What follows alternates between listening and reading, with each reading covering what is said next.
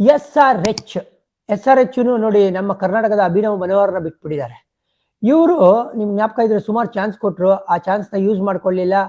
ನಾವಿಟ್ಟ ಭರವಸೆಗೆ ಇವರು ಹುಸಿ ಮಾಡಿದ್ದಾರೆ, ಅದಕ್ಕೆ ಇವ್ರನ್ನ ಬಿಟ್ಬಿಟ್ಟಿದೀವಿ ಅಂತ. ಅಥರ್ವ ತಾಡೆ ಜಾಸ್ತಿ ಯೂಸ್ ಮಾಡಲಿಲ್ಲ, ಅವ್ರನ್ನ ಬಿಡ್ತಾರೆ. ಸಚಿನ್ ಬೇಬಿ ಅಗೇನ್, ಇವರೆಲ್ಲ ಏನ್ ಹೇಳ್ತೀರಾ ಅಂತ ಅದ್ಭುತ ಇರ್ಲಿಲ್ಲ. ಅಭಿನವ್ ಮನೋಹರ್ ಆಕ್ಷನ್ಗೆ ಬಂದ್ಬಿಡ್ತಾರೆ. ಸೊ ಅವ್ರನ್ನ ಯಾರು ಖಂಡಿತವಾಗ್ಲೂ ಪಿಕ್ ಮಾಡೇ ಮಾಡ್ತಾರೆ.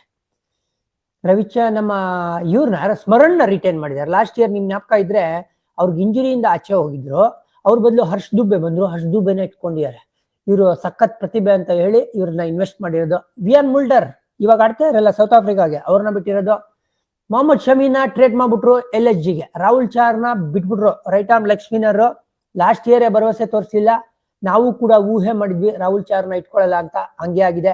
ಆಡಮ್ ಜಾಂಪನು ಬಿಡ್ತಾರೆ ಅಂತ ಅನ್ಕೊಂಡಿದ್ವಿ, ಅವರು ಬಿಟ್ಟಿದ್ದಾರೆ. ಸಿಮರ್ಜಿತ್ಗೆ ಲಾಸ್ಟ್ ಸೀಸನ್ ಬಿಜಾನ್ ಚಾನ್ಸ್ ಕೊಟ್ರು, ಅವ್ರು ಅಷ್ಟೊಂದು ಭರವಸೆನೆ ತೋರಿಸ್ಲಿಲ್ಲ, ಅದಕ್ಕೆ ಅವ್ರಿಗೆ ಟಾಟಾ ಬಾಬಾ ಹೇಳಿರೋದು. ನೋಡಿ ಇವ್ರು ಒಳ್ಳೆ ಅಮೌಂಟ್ 25.5 crore. ಯಾಕಂದ್ರೆ 10 ಕೋಟಿ ಅಲ್ಲಿ ಮೊಹಮ್ಮದ್ ಶಮಿ ಇಂದಾನೆ ಬಂದ್ಬಿಡ್ತಲ್ಲ, 10 ಸ್ಲಾಟ್ ನ ಫಿಲ್ ಮಾಡ್ಬೇಕು, ಅದೇನ್ ಮ್ಯಾಂಡೇಟ್ರಿ ಇಲ್ಲ.